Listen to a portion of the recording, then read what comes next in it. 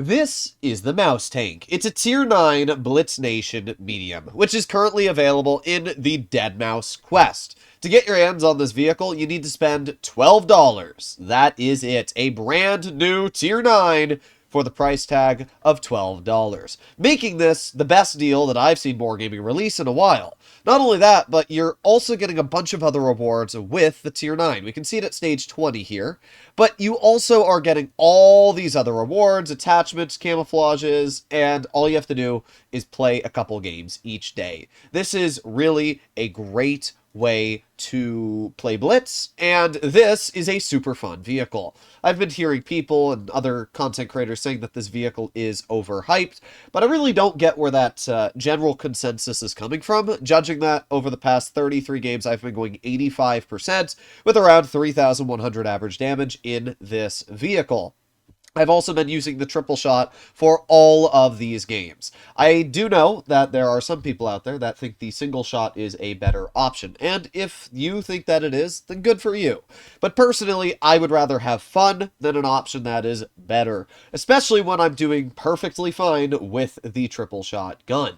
As always, it's just like the triple shot versus double shot M6 Yo argument. The double shot M6 Yo can deal 900 damage in 1.7 seconds. The triple shot can deal the same 900 in a matter of like 5 seconds. I would rather deal that damage faster than in a longer period of time with an extra shell. And that's how this tank feels. You can run the single shot, which gives you a little bit more DPM and accuracy, or you can run the autoloader, which gives you a little bit less DPM and accuracy, but in return, you deal an extra 100 damage in the clip, which is quite nice. And especially when you're able to get high explosive out, this thing is a beast. So here we are on game number 1. And what are we going to do to start off? Well, I am going to make my way over towards the Overlook, just to give my team some information, and as well because I hate going to medium flank on this map. I think it's a really bad map in general for mediums just because of how it works. So, as I said, I'm going to head right over here, and we're going to see if I spot anything. Hello, anybody over here? Now you can see I am running reticle calibration and tungsten. And what's great about this tank is you have many, many different options to mess around with its loadout. So reticle cali obviously gives you that really nice boost of accuracy. We see that T30. Not seeing anything over here though, which is interesting. Okay, well,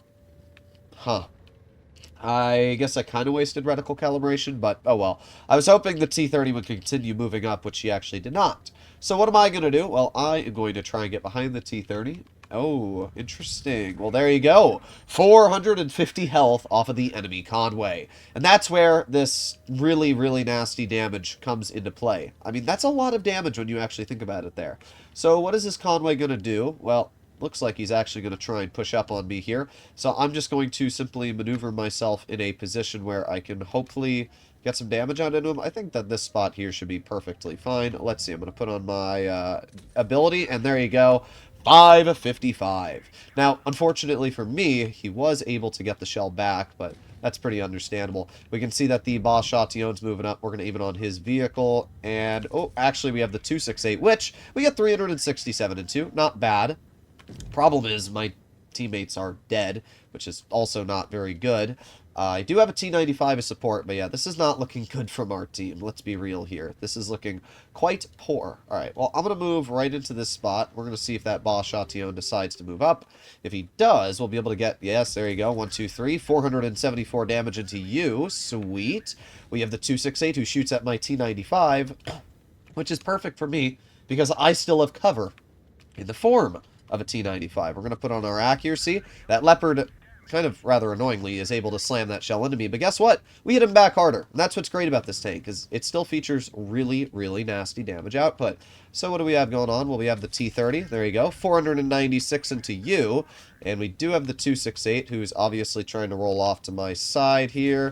268 is able to hit me, which is not entirely good for me. But there you go. 528. And now we have the T95, who's still alive, I should add, and is going to now push up on the 268. Yeah, not such a big brain play now, doofus. Is it? Nope, it was not. You're dead, and all that's left is the enemy boss Chatillon 25 ton.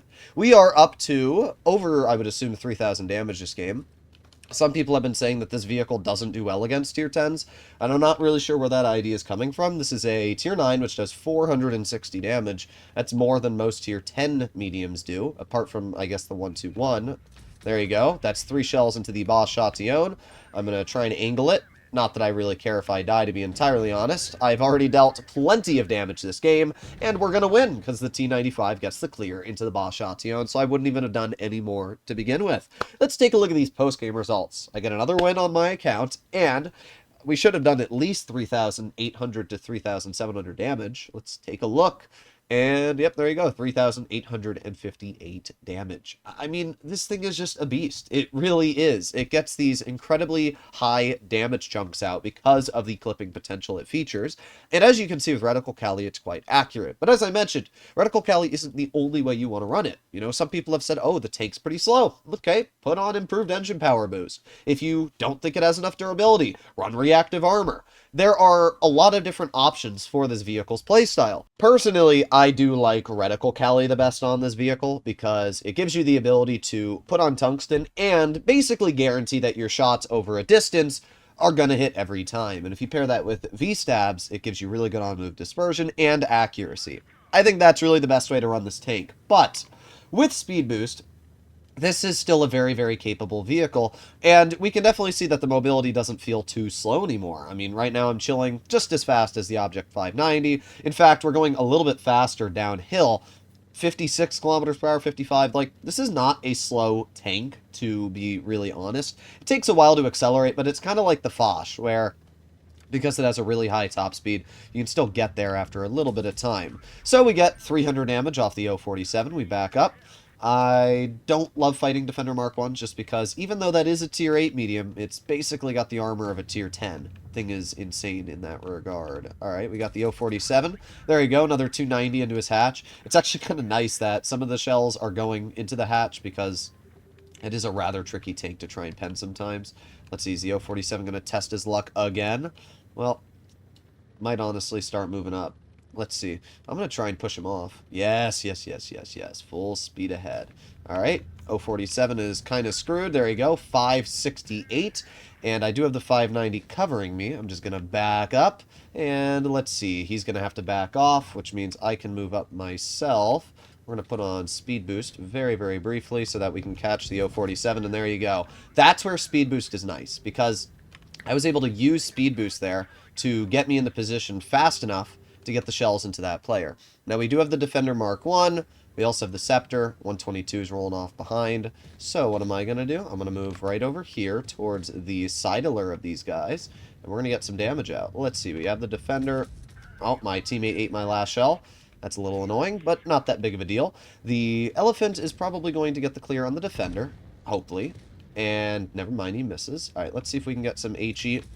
Oh, ho, ho. Yeah, I'd like to see the single shot do that right there. I should also mention that it's very easy to unironically ammo rack people with this tank because of the fact that it has 3 shells. So if you hit the same ammo rack 1, 2, 3 shots in a row, you have a much higher chance of actually ammo racking that player, which is obviously really devastating. So now we're just going to move over to the Object 704. We have our tungsten back in 3 seconds, and I would assume the 704 is going to start turning for the 590. And if he does... Oh, never mind. He's going to look at me. Well, you know what? That's still 549 HP. And with Speed Boost, I can reverse incredibly fast, which is obviously really nice as well. 590 bounces the shell. You want to see something really nasty, guys? Watch this.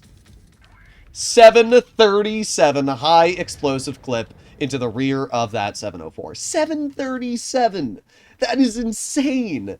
Oh, my rat. Yeah, this tank is a bop. And the fact that it's only $12 alone makes this one of the best deals ever. Wargaming never sells brand new tanks this cheap, let alone at tier 9. The fact that this tank has so many different consumables and abilities allows each player to make it distinguished from a different one. Sorry, my brain died there trying to get the right word, but you can literally make it distinguished from other players And not only that, it has two very solid gun options. If you don't like the autoloader, you don't have to run it. You can run a single shot, which has 370 damage per shot, 470 on the high explosive. It's accurate. It's got DPM. It's a great gun. There's no denying this. And if you want a more fun option that I like using, then run the autoloader. This is a fantastic tank. And sure, I think that some people might not love it, but at the end of the day, this is not an overhyped vehicle. It is definitely living up to the hype.